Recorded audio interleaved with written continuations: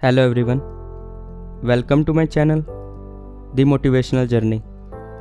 दोस्तों, आज की हमारी कहानी का शीर्षक है ईश्वर की खोज। तो चलिए शुरू करते हैं। एक व्यक्ति था जिसके पास धन दौलत की कोई भी कमी नहीं थी। उसके साथ जीवन काटने वाली पत्नी और राम लक्ष्मण जैसे 2 बच्चे भी थे। उसके पास सब कुछ है। फिर एक दिन उस व्यक्ति के मन में भगवान को पाने की लालसा जगी। उसने सोचा कि मैंने बहुत सारा धन कमा लिया, अब कभी धन की कमी नहीं आएगी, पर मेरे पास ईश्वर नहीं है। मुझे ईश्वर के दर्शन करने हैं।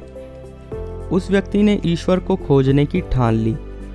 फिर उसने कई सारे मंदिरों और धर्म स्थानों का निर्माण करवाया, पर उसे ईश्वर के दर्शन नहीं हुए। फिर उसने दान पुण्य करना शुरू किया। उसने अपने खजाने से कई सारा धन दान पुण्य में लगा दिया, फिर भी उसे ईश्वर के दर्शन नहीं हुए।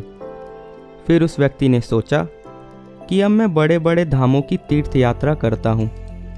उस व्यक्ति ने कई तीर्थ स्थानों के दर्शन किए। ऐसे ही 20 साल गुजर गए, पर उस व्यक्ति को ईश्वर नहीं मिले।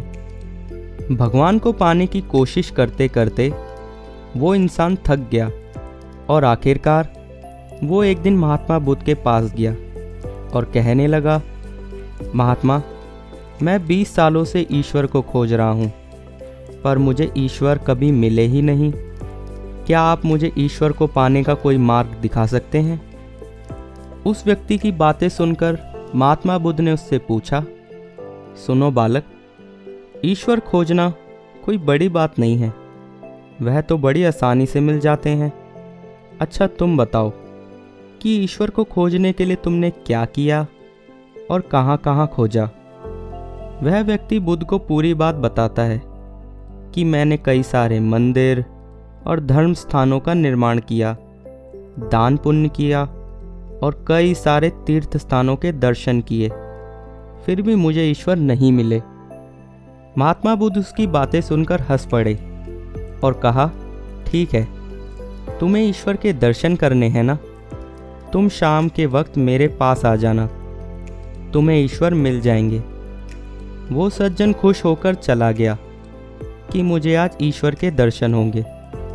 फिर कुछ देर बाद संध्या हो गई, पर महात्मा बुद्ध संध्या होने से पहले कुछ ढूंढने लगे। शिष्यों ने आकर पूछा, गुरुजी, आप क्या ढूंढ रहे हैं? महात्मा बुद्ध ने बताया कि मेरे पास एक कीमती मोती था, परंतु वो कीमती मोती खो गया है, उसे ही ढूंढ रहा हूँ। महात्मा बुद्ध की बात सुन शिष्य भी मोती ढूंढने में लग गए। सभी मोती को ढूंढ रहे थे कि इतने में वह व्यक्ति भी आ पहुंचा। उसने देखा कि कुटिया के बाहर महात्मा बुद्ध और उनके शिष्य कुछ ढूंढ रहे हैं। उस व्यक्ति ने बुद्ध के पास जाकर पूछा, गुरुजी, आप क्या ढूंढ रहे हैं? बुद्ध ने बताया कि मेरा एक कीमती मोती खो गया है, उसे ही ढूंढ रहा हूँ। यह सुनकर व्यक्ति भी उस मोती को ढूंढने लगा। ढूंढते ढूंढते रात होने लगी, पर मोती नहीं मिला। वह व्यक्ति परेशान हो गया। फिर महात्मा बुद्ध से पूछा, गुरुजी, आपने आखिरी बार उस मोती को कहाँ देखा था? ठीक से याद कीजिए। बुद्ध सोचकर बताते हैं कि मैंने आखिरी बार मोती को कुटिया के अंदर देखा था। यह सुनकर वह व्यक्ति गुस्सा हो गया और बुद्ध से कहने लगा, लगता है आप में थोड़ी सी अकल की कमी है।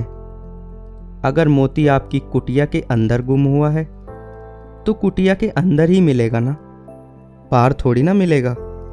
आप सब व्यर्थ में बाहर इधर उधर ढूंढ रहे हैं और मुझे भी अपने साथ ढूंढवा रहे हैं।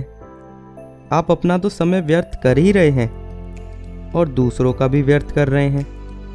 फिर महात्मा बुद्ध उस व्यक्ति के सामने देखकर मुस्कुराने लगे और यह देखकर वह व्यक्ति बोला कि महात्मा, आप हंस रहे हैं, मुझे कुछ समझ में नहीं आया।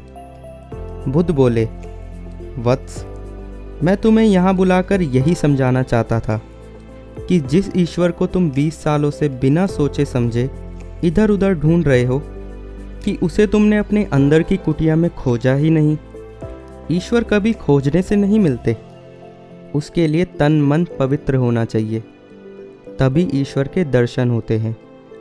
अगर तुम ईश्वर से सच्चे दर्शन करना चाहते हो तो इधर उधर भटकना छोड़कर अपनी अंतरात्मा में ध्यान लगाओ। ईश्वर तुम्हें वहीं मिलेंगे। अपने अंदर के ईश्वर को तुम देख लोगे तो हर जगह, हर इंसान में तुम्हें बस ईश्वर ही दिखाई देंगे। महात्मा बुद्ध की अमृत भरी वाणी सुनकर उस व्यक्ति को अपनी गलती का एहसास हुआ और उस व्यक्ति ने बुद्ध से कहा, मैं व्यर्थ में ही इधर उधर भटक रहा था। वास्तव में तो ईश्वर हमारे अंदर ही होते हैं। दोस्तों, उम्मीद करता हूँ आपको कहानी पसंद आई होगी। मिलता हूँ आपसे एक और मोटिवेटेड स्टोरी के साथ। तब तक के लिए be positive, be motivated and stay safe. Good bye.